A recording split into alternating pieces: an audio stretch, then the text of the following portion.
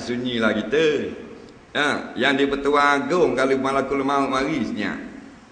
Tak usah kita, tak usah kata JKK.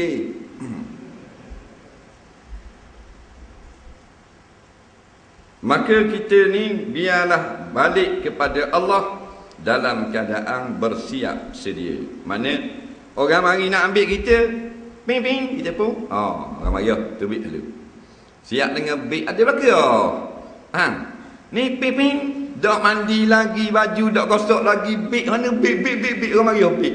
Baru nak cari baju, baru nak cari buruh gigi, baru nak marah orang. Susahlah kalau gitu. Maka bila-bila masa saja maut datang menyambar, kita pergi dengan hati yang tenang. Nampak apa? Harta banyak. Kita duk berebut harta lain tak? Tua muda sama, Tok Imam, Tok Bila, Ustaz sama je. Lain ngaji sedap kan? Lain harta saka habis. Waktu beg golok bom nak tetok orang. Tengok pada serban ke janggut serung. Tengok pada sebeh kayu kokar sakut tekok. Bagi harta membujul lalu melintang patah. Mu berani aku tebah. Kalau bak maka ketaruh piti saka. Jangan tak apalah dah munah pun nak berebut sangat, ambil gemuk lah kat dunia tu. Situ baru Tuhan uji. Bukan duduk seorang nyanda di tiang sejik. Subhanallah. Dok teh gitu. Teh kau sekali bagi saka. Dok dang 2 minggu, dok dang 2 malam hati tanya dah. Mana pakai dak bagi. Tengok pada sebeh sakut tekok serung. Tengok pada janggut lama celok serung. Tapi dalam bak dunia sama juga macam apek kau sembah berhala. Nampak? Kita kena jangan jadi gitu lah.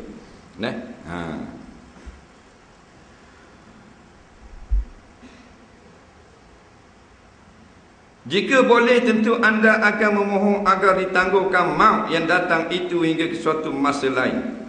Malangnya demikian itu tidak boleh dan tidak akan dikabulkan. Kalau boleh kita nak tangguh maut. Kalau boleh mari malakul maut. Assalamualaikum ya Haji. Waalaikumsalam. Piye inilah malakul maut. Dah tu nak mari ambil haji malam ni kira sesat lalu. Haji kata dah ginilah. Nak umur orang baik. Malaikat boleh tak boleh 4 tahun lagi mari semula. Macam atas dunia boleh kabel tau. Atas dunia boleh kabel.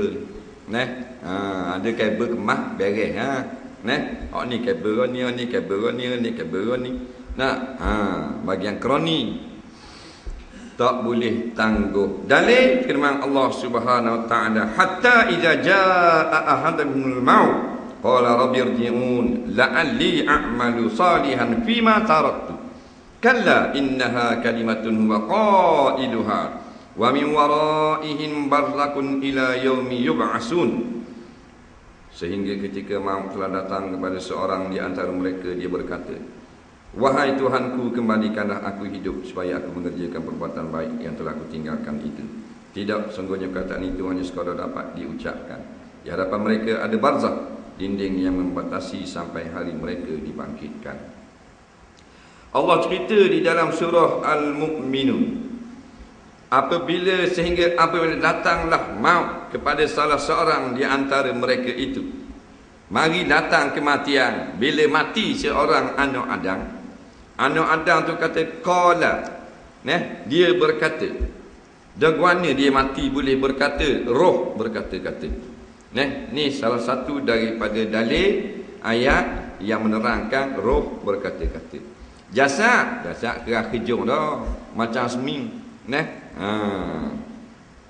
Orang hok tengok senang je mati, kejap je. Tadi ada lagi dah senyap dah, senangnya, senang kepala otak sakaratul maut tu mu boleh kata senang mu tukar tengok. Dia bahu yang memikul. Yang paling berat, yang paling ringan sekali mati ni seperti ditetok dengan 300 pedang. Faham? Ambil pedang 300 sekaligus tetok atas kita. Tu hak ringan sekali. ataupun diterik kabu yang basah pada duri secara letang. Kerana roh kita ni dia sebati dengan jasad. Dia bukan roh kita duduk tapal bau cotek duduk situ atau duduk kat tekak. Roh bila masuk dalam badan dia selira habis seluruh jasad, seperti air duduk di dalam pokok, jelira sekalian pokok, dalam daun, dalam ranting, dalam takar, dalam bunga, dalam buah, dalam batang, habis dalam akar, semua ada air. Maka nak senjah roh itu berketar-ketar, terakak habis daging-daging daripada kaki sampai ke kepala, sesangatlah sakit.